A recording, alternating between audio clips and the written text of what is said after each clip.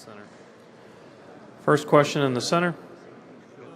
Paul for the Sports China. Hello, Coach. What do you think about Draymond's suspension in Game 5, and would that make any difference to your game plan tomorrow?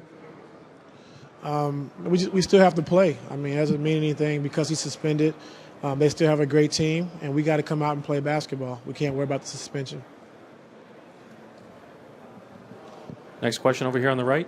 Coach, Davide Chinellato, NBA Italy, you got fined too. Any comment about that? I'm sorry, I couldn't. You got fined for what you said about the Raptors. No comment. Spears in the middle. Mark Spears, ESPN. Coach, can you just talk about the trash talking you dealt with playing with guys like Kobe and Shaq, and what is it like in that atmosphere, and what is crossing the line? Well, it's part of the game, and some guys they thrive off talking stuff on the floor. But I mean, a lot of things are said on the floor that that are not right. But it's just part of the game, and I don't know what crossing the line is. I mean, but you just play the game. I mean, the trash talking happens, but if you're winning the game, you should talk trash. Do something about it. And it also, is this something you see lesser now during the game than say when you were playing, or is it still as strong as always? It's lesser now. Why? Just because of the different guys? Yeah, different guys, new rules, taunting rules and all that. So it's a lot different nowadays. Joe in the third row. Joe Varden, Cleveland.com. Ty, the first part of the whole LeBron-Draymond thing was LeBron stepping over him. And that's being compared to, obviously, what happened with you in the 2001 finals. Do you remember how you felt when that happened to you? And, I mean, can you compare it at all to how Draymond reacted the way he did?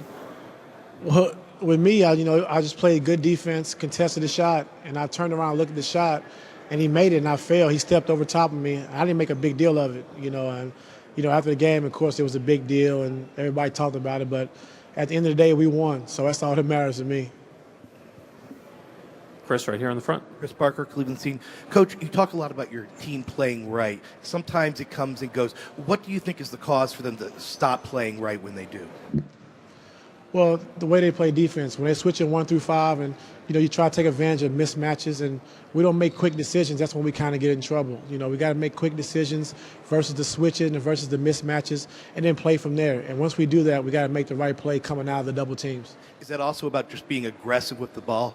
Yeah, being aggressive. Attacking, being aggressive, attacking the basket, and then once we get there, making the right play and right decision. On the left side. Ty, Terry Pluto from the Plain Dealer. I was just looking, the last few teams that were down 3-1 the series, played on the road, they got blown out. How do you kind of approach that with your team, and when the fact is, look, the odds are stacked against you, all this kind of stuff? Just win one game. Bring everything we got to win one game. And I told the guys before we left, we have to come back to Cleveland anyway, so why not come back and play a game? So, we got to give everything we got. Our backs are against the wall, and we got to be prepared just to win one game. How do you, the players obviously know you're going to go into a hostile environment, and even I just kind of looked at how those last few games went with other teams. One was, for example, even with LeBron at San Antonio, it starts steamrolling it against you, there, and then you're down 3-1. How do you kind of stop the tide on that? I'm sorry, I couldn't. Okay, I'm sorry. Basically, what I'm saying is, if you go on the road, you're down 3-1, you get behind early. How do you stop a tide from getting steamrolled? Got to call every timeout you got, just to, every time they go on a 5 or 4 or 5 point, run without us scoring, I try to call a timeout and just try to, stop their runs early as possible, because we know they can go on large runs. So, just got to try to stop the runs as best as possible. Try to get a basket coming out of timeout or get to the free throw line. Dave here on the right. Dave McBenman, ESPN. Tyronn, how does Draymond Green's suspension impact your starting lineup and your rotation for Game 5? It doesn't impact our starting lineup, but he brings a toughness to their team. We know that.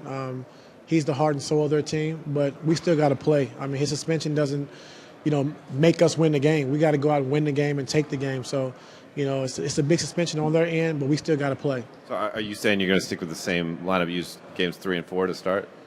I don't know yet. I'm just saying it does have an impact one way or another. Any other questions for Coach? All right, thank you.